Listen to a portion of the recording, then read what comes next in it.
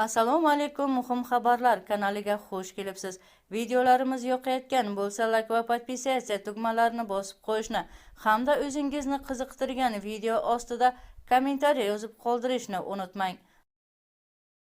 Hajda 50 boshchilik qilayotgan o'zbekistonlik imom vafot etdi.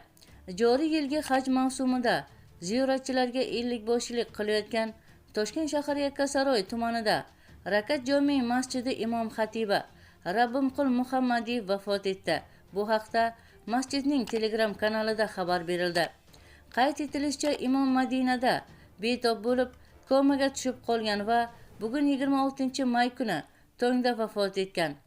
Madinada bugun xastalikdan so'ng Robbim huzuriga omonatlarni topshirdilar. Ilmli, ilmiga amal qilgan inson edilar.